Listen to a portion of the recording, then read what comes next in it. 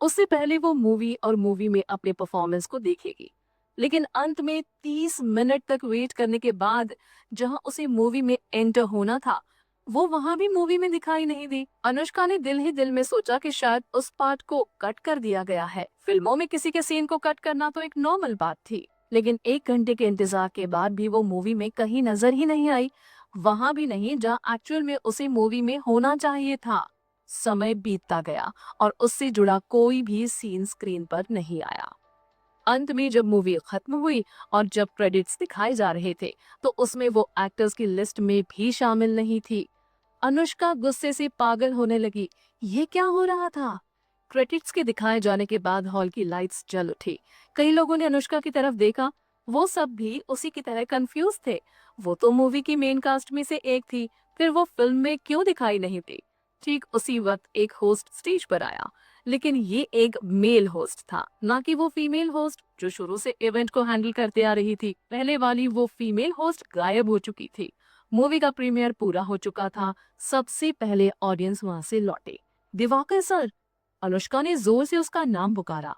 बेचारी का चेहरा सुर्ख काला पड़ा हुआ था। पहले यहाँ से चलते हैं। अगर तुम्हारे मन में कोई बात है तो हम बाद में प्राइवेट में बात कर सकते हैं। दिवाकर ने उसकी बात काट दी और कड़ी नजरों से अपने असिस्टेंट अभिनव की तरफ देखा। अभिनव ने तुरंत क्रू और बॉडीगार्ड्स को बुलाया। उसके बाद वो वीआईपी एग्जिट से बाहर निकल आए। लेकिन कृतिका उनके साथ नहीं आई। दिवाकर को इस बारे में इन्फॉर्म कर वो अपनी माँ को ढूंढने चली गई। मूवी के खत्म होने पर वहां कई सारे लोग थे। Celebrity, reporters, audience. ये काफी बेचैन करने वाला था। भीड़ की वजह से कृतिका किसी तरह बस अपनी माँ को ही ढूंढ पाई। रही बात निखिल और उसकी फैमिली की, तो वो उसे कहीं दिखाई नहीं दिए। अनुराधा ने कृतिका का हाथ एक्साइटमेंट में थाम लिया।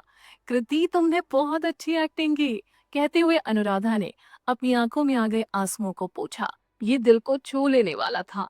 जब मैं एक्टिंग को प्रॉपर तरीके से आर्ट स्कूल में सीख लूंगी माँ, तब मेरी एक्टिंग और भी अच्छी हो जाएगी। कृतिका मुस्कुराते हुए बोली, हाँ बिल्कुल, उसकी एक्टिंग सच में काफी अच्छी थी, सोनाली से भी ज्यादा अच्छी। सोनाली पहले से ही नेशनल फिल्म एकेडमी में स्टडी कर रही थी, लेकिन फिर भी एक्टिंग स्किल्स के नाम पर उसके पास क्या था? वो तो कृतिका से भी कंपेयर किए जाने लायक नहीं थी। इससे पहले कृति ने कभी एक्टिंग नहीं सीखी थी, फिर भी उसने काफी अच्छा परफॉर्म किया था। एक तरह से उसने एक्टिंग के मामले में सोनाली को काफी पीछे छोड़ दिया था। सभी के जाने के बाद कृतिका अनुराधा के साथ घर जाने लगी, लेकिन उन्हें क्या मालूम था कि मूवी थिएटर से बाहर निकलते ही उनकी मुलाकात निखिल से हो जाएगी। वो थिएटर कैंपस के मेन गेट के पास खड़ा था। थिएटर से बाहर निकलते ही सबसे पहले कृतिका की नजर उस पर गई। कृतिका भागकर उसे अपनी बाहों में भर लेना चाहती थी, लेकिन उसे याद था कि उसकी माँ अभी उसके साथ है। इसलिए उसने खुद को कंट्रोल करने की कोशिश की, लेकिन वो अपने चेहरे पर आए सरप्राइज लुक को कंट्रोल नहीं कर पा रही थी। निखिल लंबे डग भरता हुआ उनके करीब आ गया। वो बिल्कुल कृतिका के करीब खड़ा था। जब मैं स्टेज पर थी तब मैंने तुम्हें देखा था। कृतिका किसी बच्चे की तरह बिहेव कर रही थी। वो निखिल के मुंह से अपनी तारीफ सुनना चाहती थी कि उसने उस भीड़ में भी तुरंत उसे पहचान लिया। कितनी अच्छी हूं ना मैं जानता हूँ, मैंने देखा था, तुम मुझे देख रहे थे। अनुराधा के सामने ही निखिल ने कृतिका के सर को प्यार से सहलाया। फिर उसने अनुराधा का अभिवादन किया। हेलो माँ। अनुराधा उसके मुंह से अपने लिए माँ शब्द सुनकर चौंक उठी। उन्हें अभी भी इसकी आदत नहीं हुई थी। तुम्हें सपोर्ट करने के लिए मेरे घर से मेरा पूरा परिवार यहाँ आया हुआ था। दादाजी, दादी माँ, माँ और पापा। उन्हें चिंता थी कि तुमसे मिलने के लिए एक साथ आने पर कहीं तुम डर न जाओ, इसलिए वो चुपचाप यहाँ से चले गए। वो चाहते हैं कि न्यू ईयर के वक्त तुम उनसे मिलने के लिए हमारे घर आओ। निखिल ने खुशी से कहा।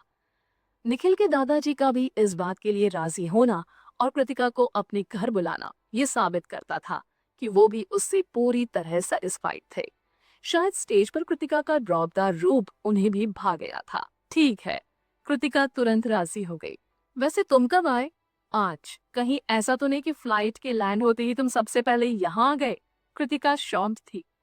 तुमने ही तो कहा था कि काश मैं भी तुम्हारी मूवी के प्रीमियर पर होता। निखिल मुस्कुराया। तो फिर मुझे तो किसी तरह तुम्हारे विश को पूरा करने का रास्ता ढूंढना ही था ना। अगली बार से तुम ऐसा कुछ नहीं करोगे। मैं बस तुमसे अपने दिल की बात कह रही थी। ये नहीं कि थके होने के बावजूद भी तुम बिना रेस्ट किए मेरे पास चले आओ। कृतिका इसके लिए खुद को ब्लेम कर रही थी।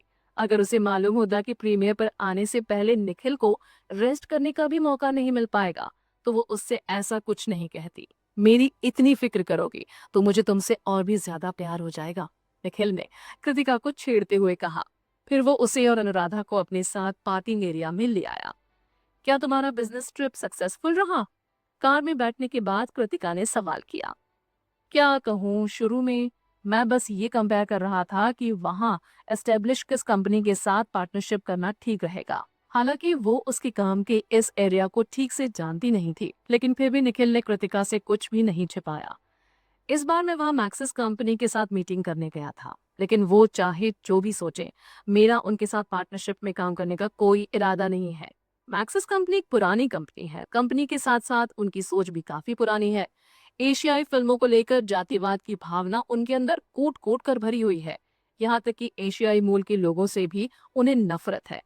इस तरह की कंपनी के साथ फ्यूचर में काम करना तो इम्पॉसिबल है। अगर हमारे बीच काम करने को लेकर पार्टनरशिप हो भी जाती है तो भी ये पार्टनरशिप ज्यादा दिन तक नहीं चलेगी। उनके साथ काम ना करने की एक और वजह थी जिसे निखिल ने मेंशन नहीं किया, और वो वजह थी निभा। उसे निभा के मकसद के बारे में कैसे पता नहीं होता। सिर्फ इसलिए कि निभा मैक्सिस कंपनी में काम करती थी, इसलिए वो उस कंपनी के साथ काम नहीं करना चाहता था। क्योंकि अगर वो उनके साथ काम करने के लिए राजी हो जाता तो किसी न किसी वजह से वो बार बार उसे परेशान जरूर करती। वो उनके साथ काम नहीं कर सकता है। अगर मैक्सिस इस बारे में ना पूछे तो बेहतर था, लेकिन अगर उन्होंने उनके साथ काम ना करने की उससे वजह पूछ ली तो तो ये निभा की बदकिस्मती होगी।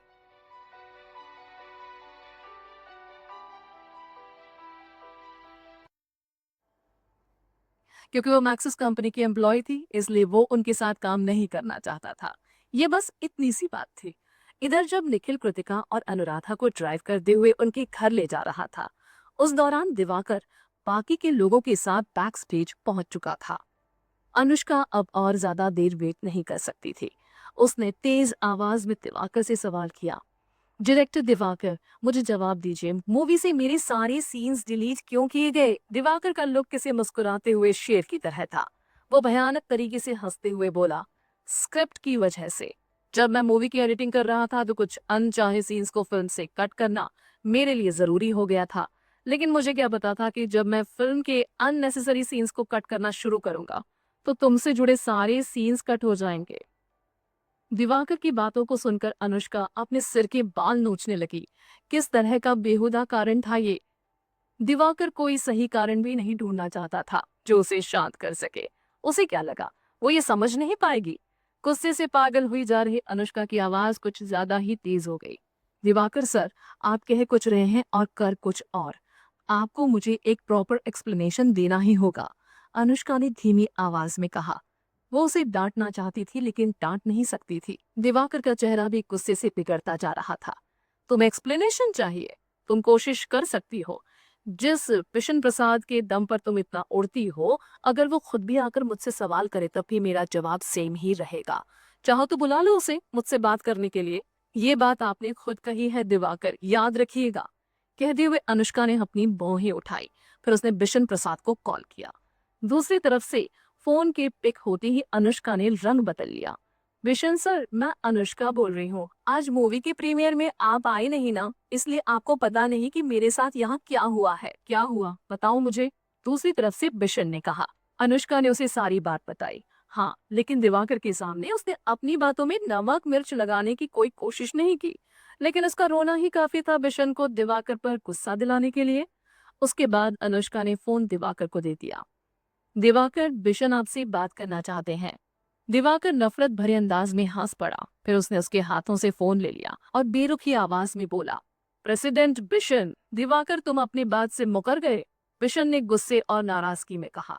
दिवाकर हंस पड़ा। बिशन, आपने जबरदस्ती अनुष्का को मेरी मूवी में कास्ट करवाया, जिसकी वजह से मुझे काफी परेशानी हुई। आप पहले ही जानते हैं कि अनुष्का के रिश्ते कृतिका के साथ झगड़े भरे थे। इसे झगड़ा नहीं, एक्ट्रेसेस के बीच होने वाली कॉम्पिटिशन कहते हैं, और इसमें बुराई क्या है? बिशन को उसकी बात का जरा भी फर्क नहीं पड़ा। दिवाकर जोर से हंस दिया। अगर उसे कृतिका पसंद नहीं है तो वो उसे कम्पीट कर सकती है, इससे किसी को कोई प्रॉब्लम नहीं। लेकिन कृतिका के सभी सीन्स की शूटिंग पूरी होने के बाद जब उसने सभी को अपनी तरफ से ट्रीट दिया, तब चूंकि अनुष्का की उसके साथ अनबन थी, इसलिए उसने उसे अपनी पार्टी में इनवाइट नहीं किया। इससे गुस्सा होकर अनुष्का ने अपनी असिस्टेंट से इस पार्टी में कृतिका और मेरी कुछ फोटो खिंचवाई और फिर उसमें से बाकी के क्रू को एडिट कर अलग कर दिया, ताकि देखने वालों को ऐसा लगे जैसे हम दोनों के बीच कुछ चल रहा है। उसकी हिम्मत तो देखिए कि किसी से अपनी दुश्मनी निकालने के लिए वो अपनी मूवी के डायरेक्टर तक को बदनाम करने की कोशिश कर बैठी। लेकिन उसकी कृतिका से जो भी अनबन है और उसे लेकर उसके मन में जो भी साजिशें चल रही हैं, उसके बीच में मैं इंटरफेयर नहीं कर सकता। ये उन दोनों के बीच की बात है। कौन किसे नीचे झुकाता है, ये उनकी एबिलिटी पर डिपेंड करता है। मुझे इससे कोई लेना देना नहीं। दिवाकर के कहने का सीधा मतलब यही था कि अनुष्का खुद को कृतिका के बराबर भी कैसे समझ बैठी। वो लड़की बिना किसी के सपोर्ट के अनुष्का की जिंदगी बर्बाद कर सकती थी, लेकिन वो खुद को अनुष्का के दर्जे तक गिराना नहीं चाहती थी। अनुष्का अभी भी दिवाकर को घूर रही थी। उसे मालूम ही नहीं था कि कृतिका ने उसे बर्बाद करने की पूरी प्लानिंग कर रखी है। दिवाकर आगे भी गुस्से में कहता गया, लेकिन अनुष्का को इस सब के बीच में मुझे घसीटना नहीं चाहिए था। मूवी का डायरेक्टर होने के नाते अपनी फिल्म की एक्ट्रेसेस के साथ रिलेशन में होना जैसी झूठी अफवाह ना सिर्फ मुझे बदनाम कर दी, बल्कि मूवी के बॉक्स ऑफिस काफी नुकसान पहुंचा दी। वो तो शुक्र है कि मुझे इसके बारे में काफी पहले पता चल गया और मैंने अपने सोर्सेज से इस गॉसिप को लोगों के सामने आने से रोक दिया, वरना आज मैं इस मूवी का प्रीमियर भी कर पाने की हालत में नहीं होता। दिवाकर की बात सुनकर अनुष्का की आंखें फड़कने लगी। अब उसे समझ में आया कि उसकी इतनी कोशिशों के बाद भी वो न्यूज क्यों मीडिया में नहीं आ पाई। चाहे वो किसी भी मीडिया हाउस से बात कर ले, किसी ने उस न्यूज को दिखाने की बात एक्सेप्ट ही नहीं की। उसने ज्योति से ट्विटर पर एक फेक अकाउंट भी खुलवाया था, ताकि वहां से वो दिवाकर और कृतिका की इमेज को पोस्ट कर सके। लेकिन जैसे ही उसने वो फोटोज पोस्ट की, उस अकाउंट को तुरंत डिलीट कर दिया गया। इंटरनेट यूजर्स को उस फोटोज को एक झलक देख पाने का भी मौका नहीं मिला।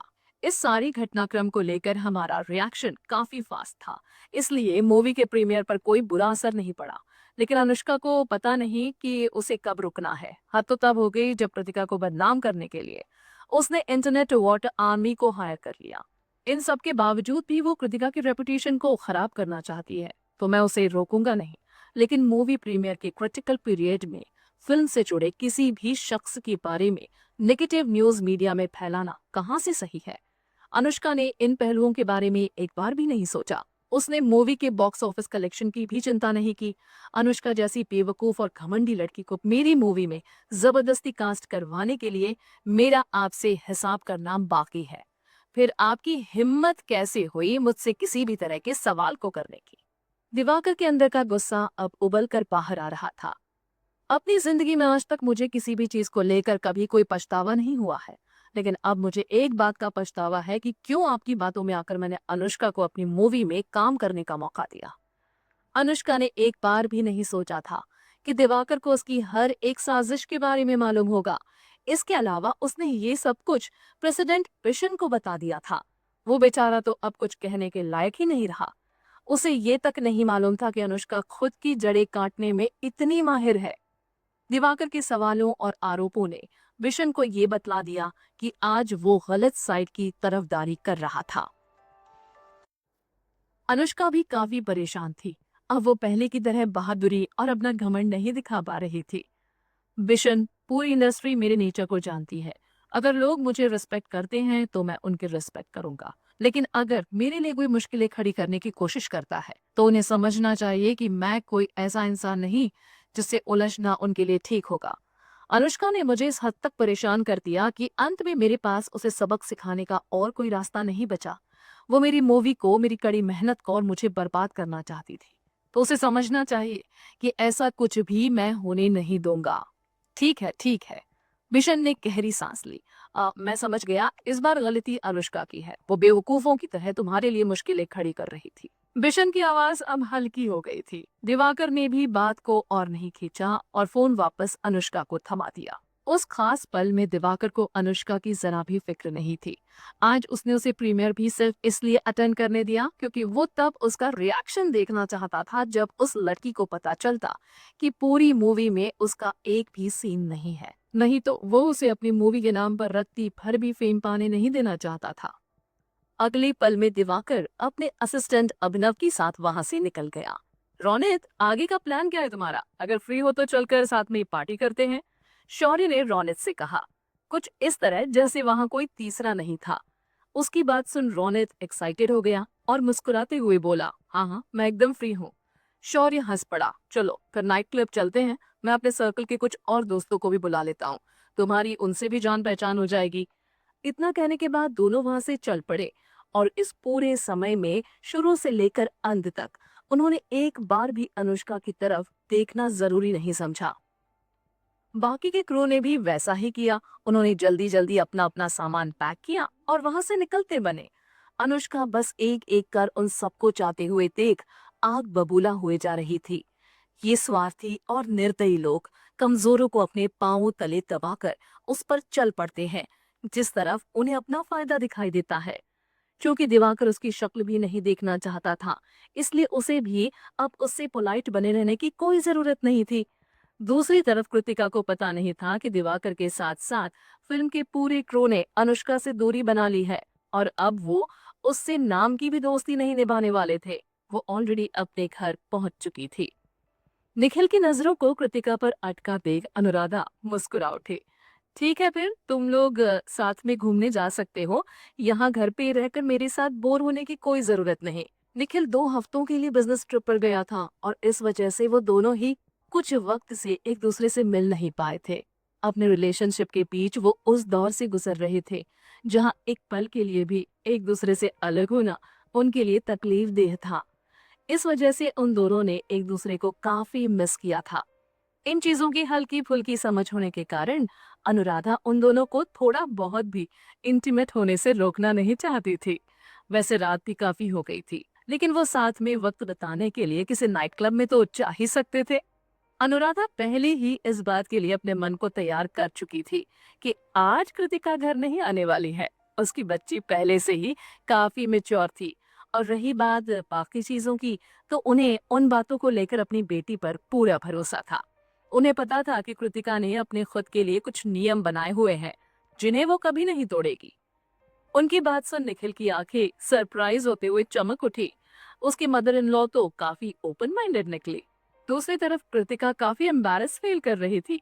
ऊपर से निखिल की खुशी से चमकती आंखें और उसके चेहरे पर आई मुस्कुराहट को देखकर उसने खुद को रोका नहीं और उसने कस के उसकी कमर में चिकोटी काट ली और इशारों में उसे कहा कि खुद के इमोशंस पर काबू रखे। लेकिन निखिल अपनी खुशी छिपा नहीं पाया और उसने उसे बार बार चिकोटी काटने दी। लेकिन उसने सोचा नहीं था कि शर्मिंदगी के मारे बेचैन होकर कृतिका उसे इतनी जोर से चिकोटी काट देगी कि दर्द से कराहते हुए उसका मुंह खुल जाएगा।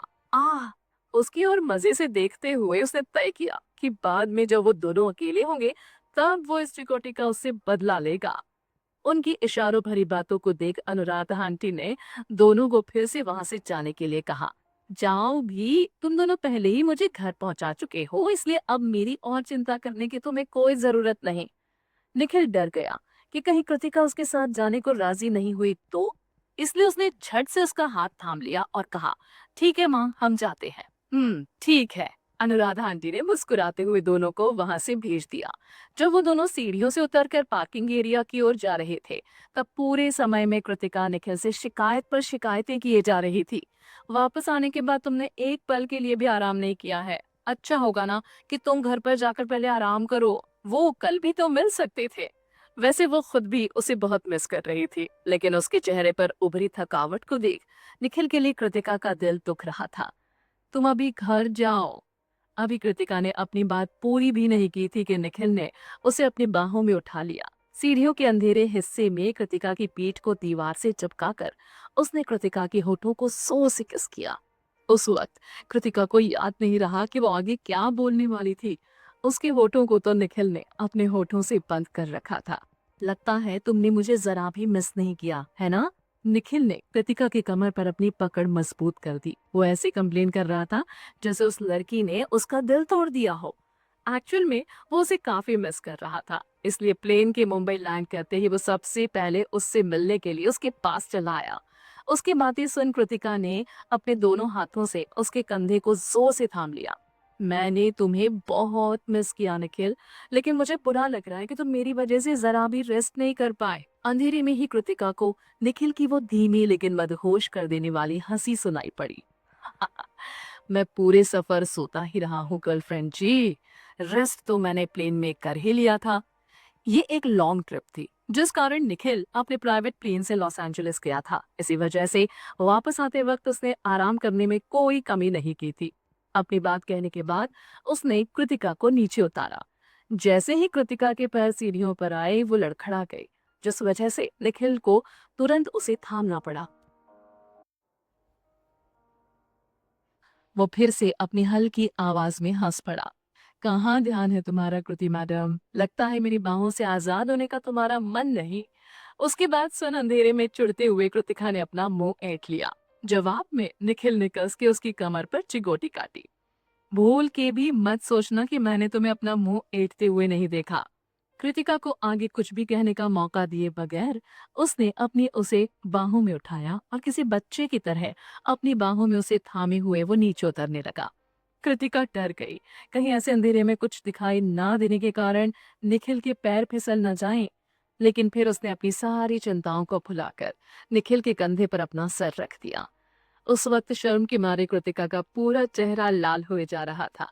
निखिल के बदन से चिपकी होने के कारण उसके अंदर आग का एक तूफान सा उठा हुआ था। वो तो अच्छा था कि सीढ़ियों पर अंधेरा था, इस वजह से निखिल उसके चेहरे के एक्सप्रेशंस को ठीक से देख नहीं पा रहा था।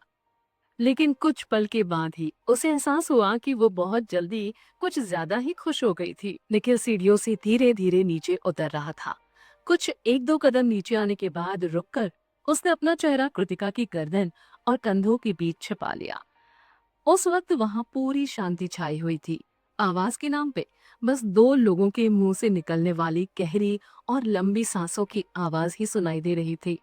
निखिल की गर्म सांसों की आवाज कृतिका भी साफ साफ सुन सकती थी, जो कि उसकी गर्दन और कंधे के निचले हिस्से में टकरा रहे थे। इस एहसास ने उसका चेहरा पल भर में ही लाल कर दिया और उसने अपनी सांसें रोक ली। निखिल की सांसें तब तक उसके बदन से टकराती रही जब तक कि उसे ऐसा महसूस ना होने लगा जैसे उसकी गर्दन पर किसी ने बर्फ का एक टुकड़ा रख दिया हो, जो उसके बदन को ठंडक देने की जगह जलाए जा रहा था। वो एकदम से शांत हो गई। उसके बाहों ने निखिल के कंधे को और भी कसकर पकड़ लिया और वो घबराहट की वजह से कांपने लगी। यहाँ तक कि उसने सांस लेने की भी हिम्मत नहीं की। हर एक गहरी सांस उसके बदन में सनसनी पैदा कर रही थी। वो सोच भी नहीं सकती थी कि उसके दिल में उस वक्त कैसे ख्याल आ रहे थे।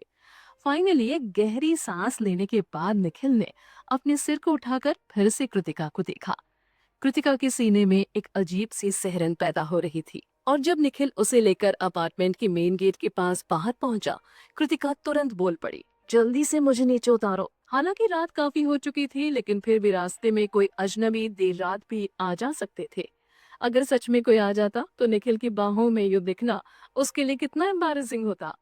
लेकिन क्या तुम ठीक से खड़ी हो सकती हो? निखिल ने अपने सिर को उठाते हुए धीमी आवाज में उससे सवाल किया। ये पहली बार था जब कृतिका उसे ऊपर से अपने सिर को नीचे झुकाते हुए देख रही थी। क्योंकि निखिल ने उसे अपनी बाहों में थाम रखा था, इस वजह से उसका चेहरा निखिल के चेहरे से हल्का ऊंचा था। इस एंगल से भी वो काफी हैंडसम और गुड लुकिंग लग रहा था। उसमें एक जरा सी भी कमी नजर नहीं आ रही थी। उसका चेहरा बिना किसी खामी के हर एंगल से सुंदर दिख रहा था। लोग कहते हैं कि रात में जब चांद की चमक तेज होती है तो हर इंसान अलग ही तरह से सुंदर दिखता है, और इस पल में निखिल को चांद की रोशनी में देख कृतिका उसे देखती ही रह गई। निखिल ने भी ये बात नोटिस कर ली, लेकिन उसने कृतिका को टोका नहीं। वो उसे खुद में खोया हुआ देख उस पल को एंजॉय करने लगा। ये देख कि वो लड़की कितना ज्यादा उसे पसंद करती थी, वो एक बार फिर से श्योर हो गया कि वो उसके लिए परफेक्ट थी।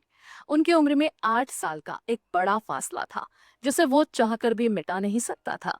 इसलिए कृतिका के प्यार को पाने के लिए उसे खुद के चार्म और हैंडसम होने पर ही डिपेंड करना था। उसे अपनी बाहों में उठाए रहना उसके लिए कुछ खास वजनदार नहीं था, इसलिए वो उसे यूं ही थामे रहा।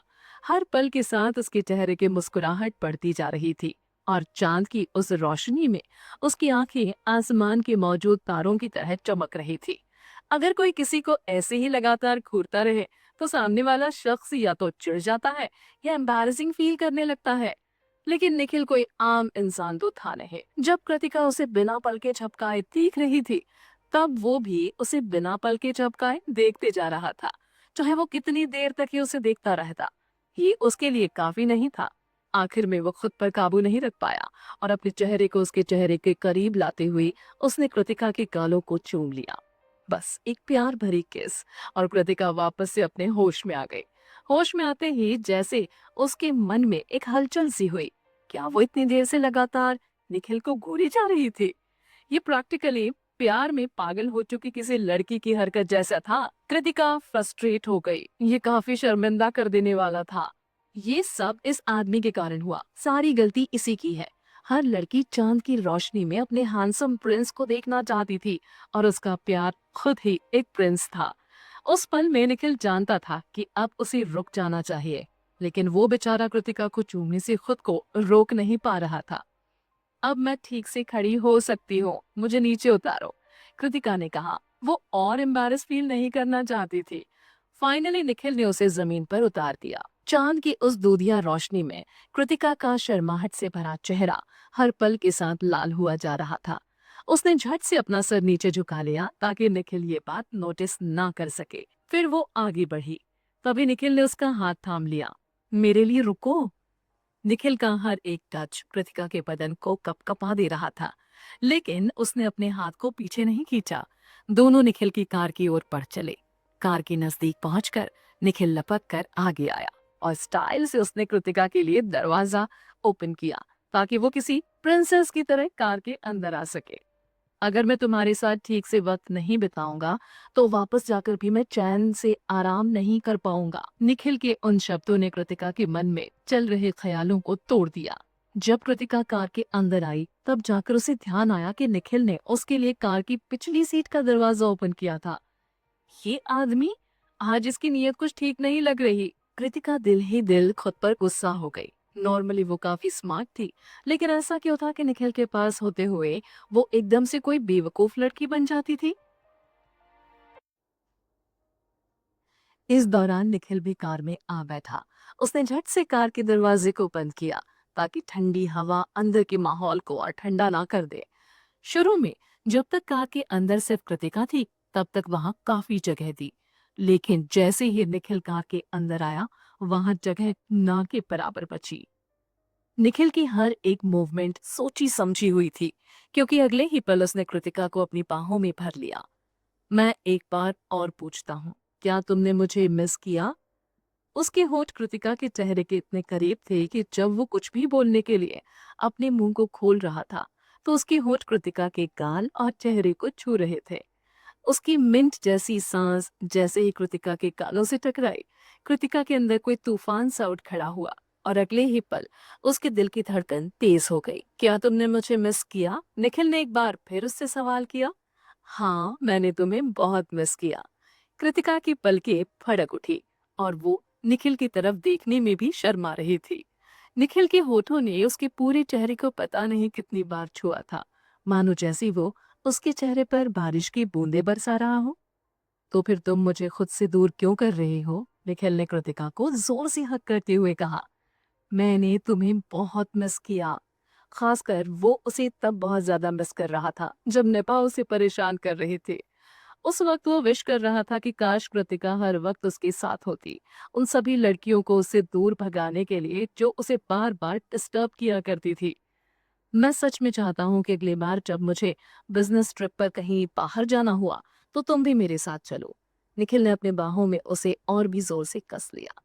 कुछ इस तरह कि उनके बीच 1 इंच का भी फासला नहीं था। वो एक दूसरे की बाहों में थे। कृतिका खुद को हंसने से रोक नहीं पाई। सच में? क्या मेरे तुम्हारे साथ तुम्हारे बिजनेस ट्रिप पर जाने में तुम्हें कोई प्रॉब्लम नहीं होगी? अगर तुम हाँ कहोगी तो मैं तुम्हें अपने साथ ले जा सकता हूँ। लेकिन निखिल के मन में ख्याल आया कि शायद कृतिका के पास इतना वक्त नहीं होगा। इतनी काबिल गर्लफ्रेंड का साथ उसे कभी कभी परेशानियों में भी डाल सकता था। कृतिका कुछ उसी तरह बिजी थी जैसे खुद निखिल। ये बात अच्छी थी कि वो आर्ट स्कूल जाने वाली थी, लेकिन फ्यूचर में इस वजह से उसका स्केड्यूल और भी ज्यादा हेक्टिक हो जाने वाला था। ऐसे में उसके पास टाइम ही कहाँ रहेगा उसके साथ बिजनेस ट्रिप पर जाने के लिए। जब कृतिका सोच रही थी कि अगर उसे निखिल के साथ बिजनेस ट्रिप जाने का मौका मिला तो ये कितना अच्छा रहता। अगर कोई तुम्हें प्रॉब्लम नहीं होगी तो तुम मुझे अपने साथ ले जा सकते हो। ठीक है। निखिल ने अपने सिर को कृतिका के कंधे पर रख दिया और उसका फोरहेड उसकी गर्दन के निचले हिस्से पर जा टिका। उसकी गर्दन का कर्व शायद उसके माथे को आराम देने के लिए ही बना था। कार के अंदर का माहौल बाहर की ठंड से बेहतर था और कृतिका के उसकी बाहों में होने की वजह से वो काफी रिलैक्स फील कर रहा था। उसे ऐसा लग रहा था जैसे उसके दिल को एक घर मिल चुका है। और इसी बीच उसकी थकान ने फिर से उस पर अपना असर दिखाना शुरू कर दिया। कृतिका से आती खुशबू की महक को स्मेल करते हुए निखिल पहले से और ज्यादा शांति महसूस करने लगा। कुछ पल के बाद उसकी पलकें भारी होने लगी और बिना उसे कोई एहसास दिलाए वो बंद हो गई। उसकी गहरी सांसें भी अब नॉर्मल होने लगी थी। आखिर में कृतिका के कंधे पर अपना सिर रखे हुए वो नींद की आगोश में चला गया। कृतिका ने महसूस किया कि निखिल ने काफी देर से कुछ कहा नहीं है। उसका चुप रहना उसे अजीब लग रहा था और जब उसने अपने सिर को नीचे झुकाकर देखा तो वो ये देखकर मुस्कुरा उठी कि निखिल शांति से उसके कंधों पर अपना सिर रखे हुए सो गया था। उसकी लंबी पलकों ने थकान के कारण उसकी आंखों के नीचे बने डार्क सर्कल को छिपा लिया था। कृतिका बिल्कुल भी हिलने की हिम्मत नहीं कर पा रही थी, इस बात से डर कर कि कहीं उसके हिलने डुलने से निखिल की नींद ना टूट जाए। इस वक्त वो बस इतना चाहती थी कि निखिल अच्छे से आराम करे। उसने उसके माथे पर एक लाइट किस किया और उसके सिर को अपने हाथ से सहारा दिया ताकि वो आराम से सो सके। उसे मालूम ही नहीं चला कि कब वो नींद की आगोश में चली गई। सपने में उसे ऐसा महसूस हो रहा था जैसे कोई उसके चेहरे को बार बार किस कर रहा था। ये काफी रोमांचक था। लेकिन फिर चौंक कर उसने अपनी आंखें खोल दी। उसने देखा कि उसे सपने में नहीं सच में किस किया जा रहा था। उस शैतान निखिल की नींद कब खुल गई थी जो उसे रह रह कर किस कर रहा था। तुम कब उठे? कृतिका ने उसे खुद से हल्का दूर धकेलते हुए सवाल किया। वो परेशान थी। वो तो खुद निखिल का ख्याल रखना चाहती थी, उसे आराम से सोने देना चाहती थी। लेकिन उसने सोचा नहीं था कि वो खुद भी सो जाएगी। आखिर में निखिल को ही उसकी केयर करनी पड़ेगी। परेशान होकर फ्रस्ट्रेशन में कृतिका ने अपने सिर पर जोर से मुक्का मारा। वो दोबारा ऐसा करने वाली थी कि निखिल ने उसके हाथ को थाम लिया। क्या कर रही हो तुम? इतनी होशियार लड़की खुद को हर्ट करने का ख्याल भी अपने मन में कैसे ला सकती थी? तुम कितनी देर तक सोए? कृतिका ने सवाल किया। पता नहीं, बस अभी कुछ मिनट पहले उठा मैं और देखा कि तुम सोई हुई हो। कृतिका भी उसे देखकर महसूस कर सकती थी कि उसे उठे हुए ज्यादा देर नहीं हुई थी। फिर निखिल ने उससे सवाल किया, जब मुझे नींद आ गई तो तुमने मुझे उठाया क्यों नहीं? कृतिका ने गुस्से से उसे घूरा। तुमने तो कहा था कि तुम जरा भी थके हुए नहीं हो, लेकिन कार के अंदर आते ही तुम सो गए। मैं चाहती थी कि तुम थोड़ी देर अच्छे से सो लो, इसलिए मैंने तुम्हें नहीं उठाया। अभी टाइम क्या हो रहा है? सवाल करने के बाद कृतिका ने खुद की ही कलाई घड़ी पर नजर डाली और देखा कि उस वक्त रात के 3 बज रहे थे। थोड़ी देर में ही आकाश में रोशनी छा जाने वाली थी। इसलिए उसने कहा, इस थकान में तुम्हारा ड्राइव करना ठीक नहीं, इसलिए मेरे साथ घर चलो। आज मेरे घर पर ही सो जाओ। वैसे भी आज संडे है, ऑफिस जाने की तुम्हें कोई जरूरत नहीं है ना? कहते हुए निखिल थोड़ा परेशान लग रहा था। वैसे मेरी सासू माँ काफी ओपन माइंडेड है, लेकिन इस तरह उनके सामने मेरा तुम्हारे साथ तुम्हारे कमरे में सोना ठीक नहीं रहेगा ना। उसकी बात सुनकर कृतिका हैरान परेशान होकर उसे बिना कुछ कहे देखने लगी। ये आदमी अभी भी नींद में है क्या? और नींद में है तो ये किस तरह का सपना देख रहा है? मैं माँ के साथ उनके कमरे में सो जाऊंगी और तुम मेरे कमरे में, बेवकूफ। कृतिका बेरुखी दिखाते हुए बोली। निखिल अपनी बेवकूफी पर आगे कुछ नहीं कह सका। चलो कोई नहीं, इस बहाने कम से कम वो उसके कमरे तक तो पहुंच ही गया। और फिर दोनों कार से बाहर आकर उसके घर की ओर चल पड़े। सीढ़ियों से ऊपर चढ़ते हुए निखिल ने एक बार फिर कहा, तुम्हें नहीं लगता कि माँ को कुछ शक होगा? आखिर इतनी देर तक बाहर रहने के बाद जो हम वापस आ रहे हैं। कृतिका फिर से हैरान उठी। तुम्हें फिक्र करने की कोई जरूरत नहीं, मैं माँ को सब कुछ बता दूंगी। वो मुझ पर भरोसा करती है। कृतिका को लग रहा था कि जैसे निखिल जानबूझकर ये चाहता था कि उसकी माँ उन पर शक करे। अच्छी बात यह थी कि हर बार की तरह घर की एक एक्स्ट्रा चाबी कृतिका ने अपने पास रखी हुई थी। वैसे भी अनुराधा अब तक सो चुकी होगी। कृतिका ने आराम से दरवाजा ओपन किया और निखिल के साथ घर के अंदर आ गई। उस घर में सिर्फ वो दोनों ही रहते हैं, कृतिका और उसकी माँ अनुराधा। इस वजह से कृतिका के पास ऐसे कपड़े नहीं थे जो वो निखिल को बदलने के लिए दे सके। उसे उन्हीं कपड़ों में रहकर उसके घर में रात गुजारनी थी। निखिल के हाथ मुंह धो लेने के बाद कृतिका ने उसे जल्दी से अपने कमरे में भेजा। जल्दी जाओ और आराम करो, सुबह तुम्हें काम पर नहीं जाना है, इसलिए तुम देर तक सो सकते हो। जल्दी उठने की कोई जरूरत नहीं, मैं और माधुरी उठाएंगे ही नहीं। कृतिका को जल्दी में ये सब कहकर वहां से जाता देख निखिल ने उसकी बाह पकड़ ली। क्या तुम सच में मेरे पास नहीं रुक रही? Good night. कृतिका ने उचकते हुए उसके गाल को किस किया। अच्छे से आराम करो, तभी जाकर तुम्हें लेकर मेरी फिक्र कम होगी। कृतिका का उसकी चिंता करना निखिल को बहुत पसंद आ रहा था। ठीक है, निखिल ने फाइनली उसकी बात छोड़ दी। Good night. आखिर अनुराधा भी घर में बगल वाले कमरे में ही थी, और हालांकि निखिल कृतिका को खुद से दूर नहीं जाने देना चाहता था, लेकिन ये सब वो अनुराधा के होते हुए करने की हिम्मत नहीं कर सकता था। निखिल के बेड पर लेटने के बाद कृतिका ने कमरे का दरवाजा बंद कर दिया। निखिल सच में काफी थका हुआ था, इसलिए उसने कृतिका के कमरे को ठीक से देखा भी नहीं। उसने सोचा कि सुबह उठने के बाद सबसे पहले वो उसके कमरे को ही अच्छे से देखेगा। उस पल में कृतिका के बेड में लेटे हुए वो उसकी खुशबू में पूरी तरह से डूब सा गया था। चाहे वो बेडशीट हो या पिलो या ब्लैंकेट, सब कुछ कृतिका की खुशबू से भरा हुआ था। चेंज करने के लिए कोई कपड़े ना होने की वजह से सिर्फ अपने शर्ट और कोट को उतारकर वो कृतिका के बेड में सो गया। एक गहरी सांस लेते हुए उसने अपनी आंखें बंद कर ली। काश की कृतिका भी उसके पास होती, ये कितना अच्छा रहता। कृतिका ने जल्दी से हाथ मुंह धोकर अपने कपड़े बदले और चुपचाप अनुराधा के कमरे में आ गई। लेकिन जैसे ही वो उनके साथ बेड में लेटी, दूसरी ओर करवट लेकर सो रही अनुराधा ने उसकी तरफ पलट कर सवाल किया, क्या निखिल भी वापस आया है? माँ, कहीं मैंने आपको जगा तो नहीं दिया ना? भले ही वो निखिल के साथ पूरी तरह से इंटीमेट नहीं हुई थी, लेकिन फिर भी अपनी माँ का सामना करते हुए उसे एक अजीब सा गिल्ट फील हो रहा था। नहीं बेटा, तुम जानती हो ना कि मैं 3 से 4 बजे के बीच अपने आप उठ जाती हूँ, अनुराधा ने कहा। हाँ माँ, निखिल आज यही रात बिताने वाला है। कार में जब हम बैठे तो वो काफी थका हुआ लग रहा था। थोड़ी देर तक बात करने के बाद ही उसे नींद आ गई। वो थका हुआ है ये सोचकर मैंने उसे उठाया नहीं। जब वो जागा तब भी थका थका सा लग रहा था। ऐसे में उसका गाड़ी चलाना ठीक नहीं होता, इसलिए मैंने उसे यही रात बिताने को कहा। कृतिका ने सब कुछ अनुराधा को एक्सप्लेन कर दिया। अनुराधा सोच में पड़ गई। क्या वे दोनों कहीं घूमने नहीं जा पाए और पूरे वक्त कार में ही रह गए? देर से सोने के बाद भी कृतिका अगले दिन सुबह जल्दी उठ गई। उसे ध्यान में था कि निखिल कल रात वहीं रुक गया था।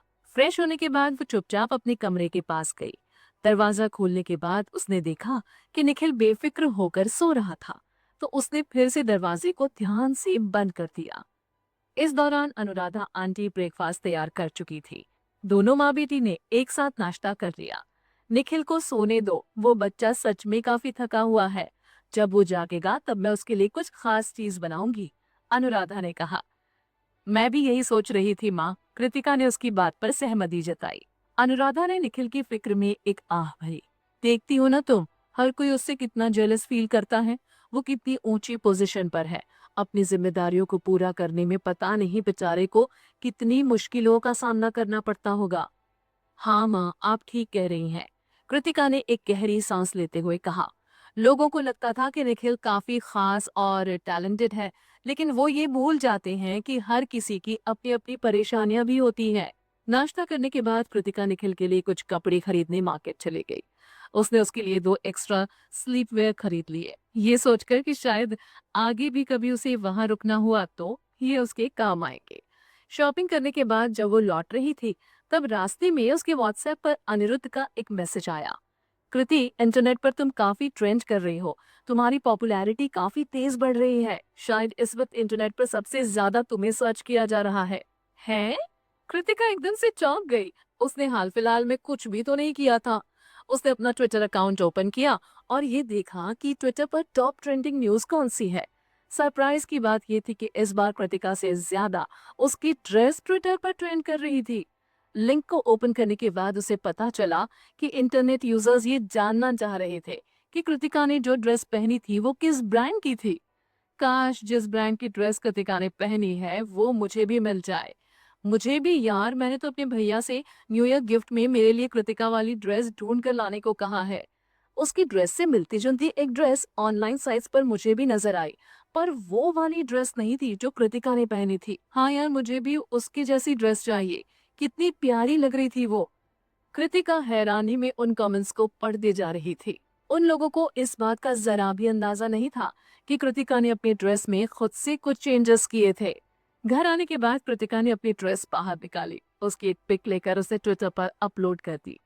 कल प्रीमियर से आधे घंटे पहले किसी ने मेरी ड्रेस को प्लेट से कट कर दिया था, और चूंकि न्यू ड्रेस लेने के लिए आधे घंटे का समय मेरे लिए काफी नहीं था, इस कारण से आखिरी समय में मुझे खुद से अपनी ड्रेस में कुछ चेंजेस करने पड़े। पिक में कृतिका ने ड्रेस की ब्रांड को धुंधला कर दिया। वो नहीं चाहती थी कि लोग समझे कि वो किसी ब्रांड को एडवर्टाइज कर रही है। कृतिका ने एक्चुअल में 2 फोटो अपलोड किए थे। एक तब की जब उसकी ड्रेस ठीक थी, और दूसरी तब की जब ड्रेस को काट दिए जाने के बाद उसने उसे रीडिजाइन किया था। उसकी ड्रेस पर कट मार्क के निशान साफ साफ देखे जा सकते थे। ब्लेड से काट दिया? किस बेशर्म इंसान ने ऐसा किया? हे, तुम काफी टैलेंटेड हो। कृतिका, मुझे एक बात तुमसे पूछनी थी, क्या ऐसा भी कुछ है जो तुम नहीं कर सकती हो? पहले तुमने पीआर इंडस्ट्री में अपने शानदार काम के लिए अवार्ड जीता, फिर तुमने एक्टिंग में कदम रखा, और अब खुद की बर्बाद हो चुकी ड्रेस को तुमने खुद से रीडिजाइन कर लिया। बाबा रे! कृतिका, सच बताओ, क्या दुनिया में ऐसा भी कुछ है जो तुम नहीं कर सकती? तुम तो मल्टी टैलेंटेड हो यार। दिल से कह रही हूँ, जेलस होकर नहीं। कृतिका, तुम इतनी काबिल कैसे हो? प्लीज हमें भी अपने परफेक्ट होने का फॉर्मूला बताओ। मैं भी तुम्हारी तरह बनना चाहती हूँ। हे, तुम लोग सब एक बात भूल गए। मैं याद दिलाती हूँ, किसी ने जानबूझकर कृतिका की ड्रेस बर्बाद कर दी। मुझे नहीं पता कि कृतिका की ड्रेस किसने खराब की। उससे मुझे नफरत करनी चाहिए या उसे थैंक्स कहना चाहिए। मुझे उससे नफरत है कि उसने कृतिका की ड्रेस खराब कर दी, लेकिन उसकी इस हरकत की वजह से हमें कृतिका की एक और टैलेंट को देखने का मौका मिला। क्या कोई ये गेस नहीं करने वाला कि किसने कृतिका की ड्रेस बर्बाद की थी? ध्यान देने वाली बात यह है कि उसकी ड्रेस उसकी मूवी के प्रीमियर से ठीक उस वक्त पहले खराब की गई जिस होटल में वो ठहरे थे। ध्यान देने वाली बात यह है कि उसकी ड्रेस उसकी मूवी के प्रीमियर के ठीक कुछ वक्त पहले ही खराब की गई। जिस होटल में वो ठहरे थे, वहां सिर्फ फिल्म से जुड़े लोग ही रुके होंगे, यानी फिल्म से जुड़े किसी मेंबर ने ही उसकी ड्रेस को खराब किया होगा। बाकी के लोगों से कृतिका की और कोई दुश्मनी तो थी नहीं। फिल्म की कास्ट में से सिर्फ एक ही ऐसा शख्स है जिससे कृतिका की अनबन की खबरें मीडिया में सामने आई थी, और वो शख्स कोई और नहीं बल्कि अनुष्का है। जरूर उसकी ड्रेस को खराब करने के पीछे उसी का हाथ होगा। उसके अलावा कौन ऐसा कर या करवा सकता है? ये कमेंट सच में काफी डिटेल में लिखा गया था, जैसे कोई जासूस किसी केस को सॉल्व करने के बाद उस केस से जुड़ी बातें डिटेल में लोगों को बतला रहा हो। बस कमी थी तो बैकग्राउंड में बजने वाली एक जासूसी सीरियल या मूवी के म्यूजिक की। हाँ, ये कमेंट काफी लॉजिकल है। मैंने भी सुना कि अनुष्का और कृतिका के बीच के रिश्ते सेट पर अच्छे नहीं थे, और इसका कारण सिर्फ और सिर्फ अनुष्का की कृतिका को लेकर जेलसी थी। वो सालों से टीवी शोज और मूवीज में काम कर रही थी, लेकिन फिर भी वो पॉपुलर नहीं हो पाई। सभी उसके खराब एटीट्यूड की शिकायत करते हैं। शायद ये काम सच में उसी ने किया होगा। क्या तुम लोगों को पता नहीं? एक आदमी जो कि फाइट क्वीन मूवी के प्रीमियर पर गया था, उसके हिसाब से भले ही अनुष्का का नाम मेन कास्ट की लिस्ट में था, लेकिन जब मूवी को ऑफिशियली प्रीमियर किया गया तब वो फिल्म में कहीं भी दिखाई नहीं दी। साथ ही वहां फिल्म की कास्ट के सभी मेंबर का इंडिविजुअली इंटरव्यू लिया गया, लेकिन अनुष्का का नहीं। पता नहीं एग्जैक्टली वहां हुआ क्या। ओ बाबा रे! इसका मतलब उसके सारे सीन्स फिल्म से कट कर दिए गए। पता नहीं अनुष्का ने किससे पंगा ले लिया, कृतिका से और किससे। जो मैं कहने वाली हूँ वो कुछ अजीब सा लग सकता है, लेकिन पता नहीं मुझे क्यों लग रहा है कि अनुष्का के सीन्स के डिलीट होने के पीछे कृतिका का ही हाथ है। लोग कृतिका के बारे में कितना कुछ सोच रहे हैं।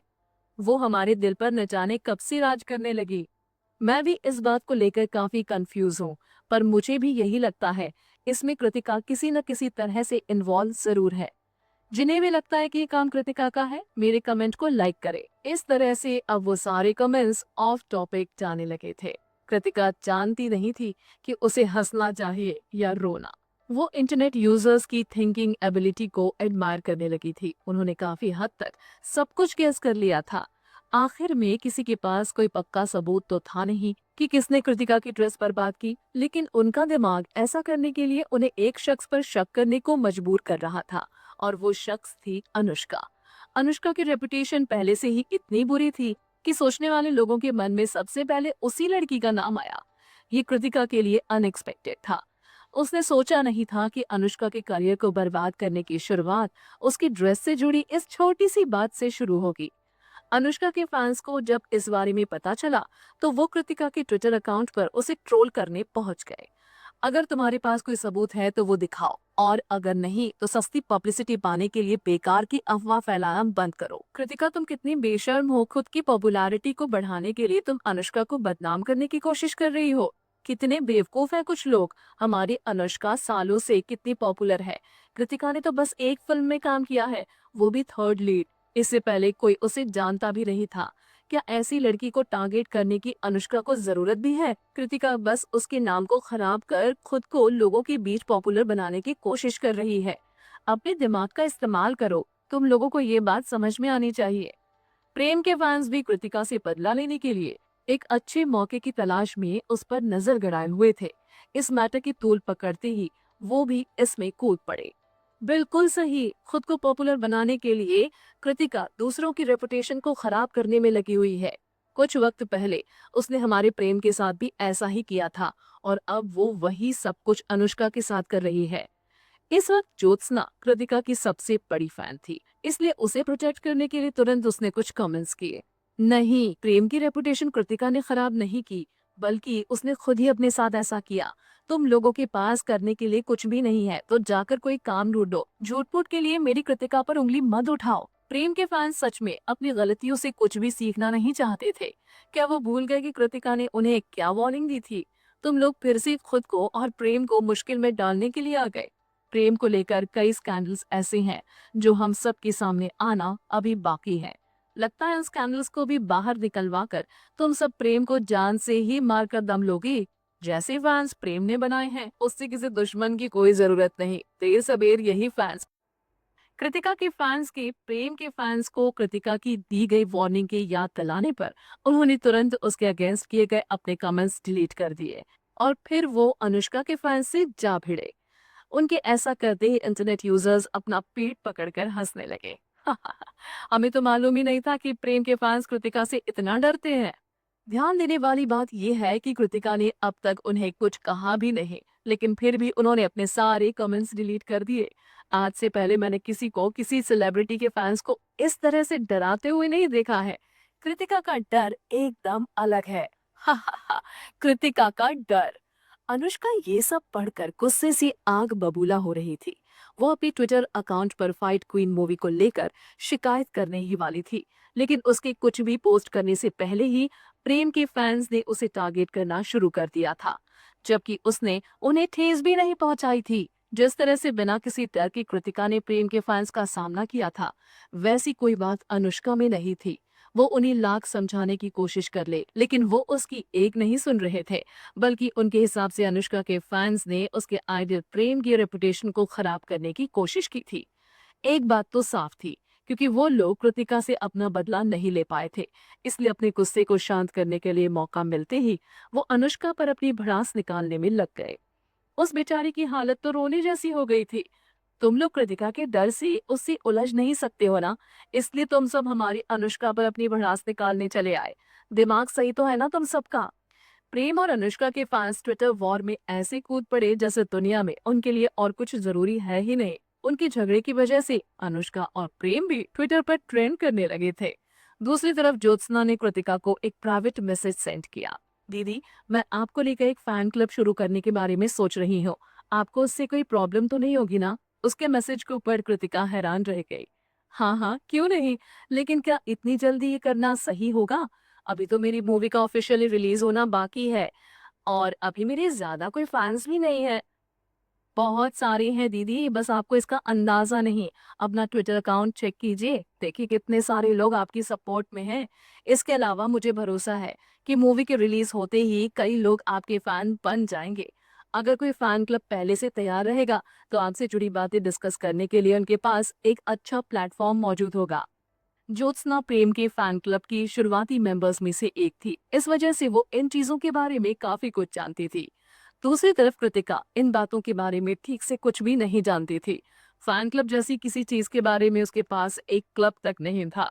ज्योत्सना की बातें उसे लॉजिकल लगी। फिर उसने कहा, मैं ये मैटर तुम पर छोड़ती हूँ, लेकिन इस चक्कर में तुम्हारा ध्यान अपनी पढ़ाई से नहीं हटना चाहिए। और हाँ, अगर तुम्हें किसी भी तरह की हेल्प की जरूरत हो तो मुझसे जरूर कहना। ज्योत्सना ने मुस्कुराते हुए टाइप किया, आप चिंता मत करो दीदी, मैं आपकी कही बात को हमेशा याद रखूंगी। कृतिका को लग रहा था कि अगर उसकी फैन बेस एक सर्टेन लेवल तक बढ़ जाती है तो उसके फैन क्लब का हेड होना भी एक तरह से किसी जॉब की जैसा ही होगा। अगर ऐसा कुछ हुआ तो वो ज्योत्सना को इसके लिए सैलरी जरूर देगी। वो उसे अपने लिए यूं ही इतनी मेहनत नहीं करने देगी। भले ही कृतिका इस बारे में कुछ ज्यादा नहीं जानती थी, लेकिन वो इतना जरूर जानती थी कि किसी फैन क्लब का हेड होना कोई आसान काम नहीं। लेकिन इस बारे में ज्यादा कुछ सोचना अभी तो जल्दबाजी ही होगी। अभी भी उसकी कुछ खास ज्यादा लोग फैन नहीं थे। इधर ज्योत्सना कृतिका के फैन क्लब को स्टार्ट करने के काम में लग गई। दूसरी तरफ कृतिका अपने कमरे की ओर बढ़ गई।